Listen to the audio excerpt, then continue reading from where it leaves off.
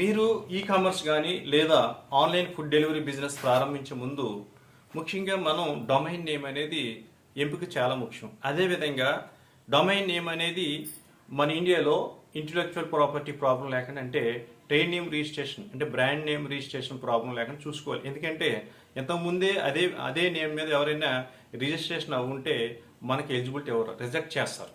కాబట్టి ముందుగా domain name అనేది ఎలా ఎంచుకోవాలంటే కనీసం మినిమంగా 4 లెటర్స్ నుంచి అప్ టు 10 లెటర్స్ వరకు ఎంచుకుంటే మంచిది. 4 లెటర్స్ సంబంధించిన వర్డ్స్ అనేవి ఆ నేమ్స్ అనేవి దొరకడం కష్టం ఇప్పుడు ప్రజెంట్ అయితే. బట్ ఏంటంటే అప్ టు 6, 7, 8 వరకు అయితే లెటర్స్ ఉన్నటువంటి పదాలు చాలా బెస్ట్. ఎందువల్లంటే యూజర్ అంటే ఒక కస్టమర్ అనేవాడు మనకి వెబ్సైట్కి వచ్చినప్పుడు, మన ప్రోడక్ట్ పర్చేజ్ చేయడానికి వచ్చినప్పుడు అతనికి ఆ నేమ్ ఈజీగా గుర్తుండాలి.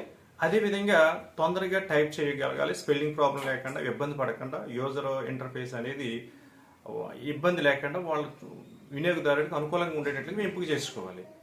కాబట్టి చాలా మంది చేసే పొరపాటు ఏంటంటే వాళ్ళు ఎస్టాబ్లిష్ అయిపోయిన బిజినెస్ పేరు ఏదో వెంకటేశ్వరం, రకరకాల పేర్లు, చాలా పెద్ద పేర్లు ఉంటాయి. వాళ్ళకి ప్రొపరేటర్షిప్ అవనివ్వండి, పార్ట్నర్షిప్ అవనివ్వండి, ప్రైవేట్ లిమిటెడ్ కంపెనీలు అవనివ్వండి, అటువంటి నేమ్స్ అంటే వాళ్ళు బిజినెస్ వెబ్సైట్ తయారు చేయడం వల్ల ఏమవుతుందంటే తొందరగా యూజర్స్ అనేవాళ్ళు మనకి వాళ్ళ ద్వారా మనకు ట్రాఫిక్ రాదు. ఎందుకంటే ఆ నేమ్స్ పెద్ద అవటం, టైప్ చేయడం ప్రాబ్లం అవటం, సెర్చ్ ఇంజిన్ ఆప్టిమైజేషన్ గురించి కష్టం అవటం వల్ల, రకరకాల కారణాల వల్ల అది ట్రాఫిక్ అనేది వెబ్సైట్కి రాదు.